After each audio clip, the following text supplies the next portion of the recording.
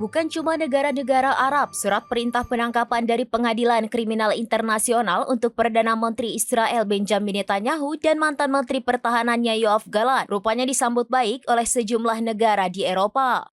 3 di antara negara Eropa yang siap memborgol Netanyahu jika datang ke negara mereka adalah Belanda, Italia, dan Irlandia.